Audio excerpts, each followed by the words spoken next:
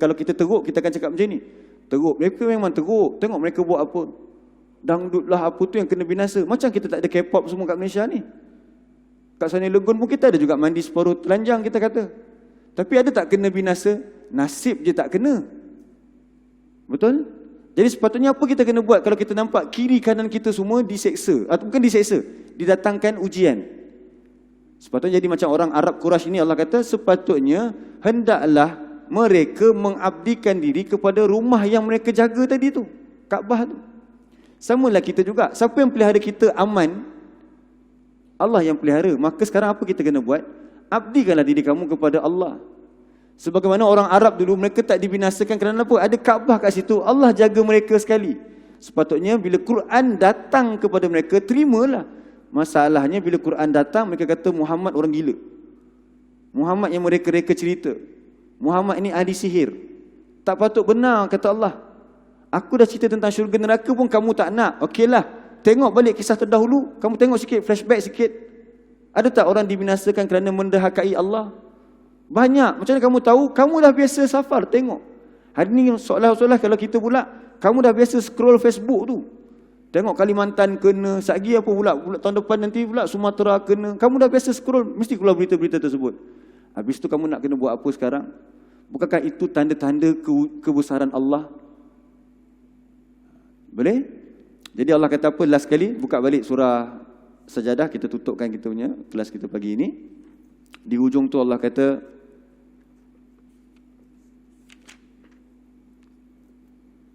Inna fi dzalika laayatin.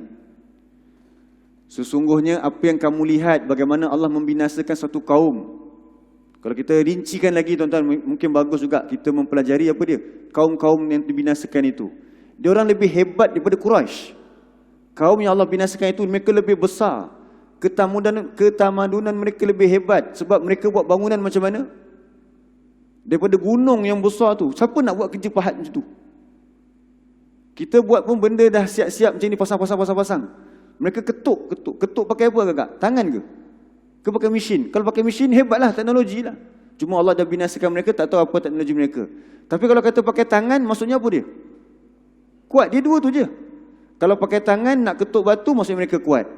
Kalau tak pakai tangan, mereka pakai teknologi. Teknologi mereka sangat hebat. Kita pun tak buat rumah macam tu. Kita buat rumah semua pasang siap je. Bancur simen buat. Orang dulu pakai mesin, tarah gunung untuk buat jadi rumah. So dua, sama ada mereka memang orang kuat ataupun mereka punya teknologi hebat. Tapi mereka telah dibinasakan. Sebab apa? Mereka ingkar kepada Allah. Nah, orang Quraisy, kamu dah biasa tengok, kamu tahu kisah-kisah ini. Kamu bukan macam ahli kitab. Ahli kitab dia tahu menerusi kitab. Kamu ialah orang yang biasa tengok. Tapi kamu tak nak juga ke mengabdikan diri kepada Allah? Kita tuan-tuan, dua-dua kita ada. Pernah tak pergi tengok dekat Madian tu? Dah sampai ke Laut Merah, dah tengok dah macam orang Arab Quraisy, tengok sendiri. Dekat Malaysia, baca lagi dalam kitab, dah macam ahli kitab. Dua-dua kita ada. Lagi dahsyat kita lah. Kalau kita ingkar, kita lagi dahsyat lagi. Sebab apa? Dah tengok depan mata macam orang-orang musyrik, mereka tengok sendiri tempat tersebut. Dan dah baca dalam kitab, macam ahli kitab, mereka baca dalam kitab juga. Jadi kalau kita tidak mahu juga berfikir, tengok ujung tu Allah kata apa? Afala tasma'un. Afala yasma'un. Jadi kita tak pernah dengar ke ayat Quran? Tak pernah dengar ke kisah-kisah tersebut? Pernah. Tapi kenapa jadi demikian juga? Itulah dia hati manusia yang tidak mahu beriman kepada Allah. Wallahu a'lam. Kita berhenti situ dululah. Jadi semoga ayat ini menjadi pengajaran buat kita, agar kita sedar sama-sama bahawa apa dia? Hidup kita ini satu saja, iaitu untuk mengabdikan diri kepada Allah. Jika tidak, dia dapat balasan. Balasannya apa? Sama ada di dunia ataupun di akhirat. Di akhirat Allah cerita dalam bentuk ayat-ayat Quran. Tak nampak secara mata, tak nampak tentang neraka syurga ni. Tapi tentang kisah-kisah terdahulu, ada bukti-bukti yang telah Allah tunjukkan kepada kita. So patutnya kita rasa gerun kepada Allah SWT dan kita mengharapkan syurganya. Kalau tidak, jadilah kita orang yang tidak mereka mendengar. Sedangkan dengar. Jadi maksudnya apa dia? Tidak dengar kata. Ingat terjemahan last tu, afala yasma'un tu terjemahan ni, apakah mereka tidak mendengar kata?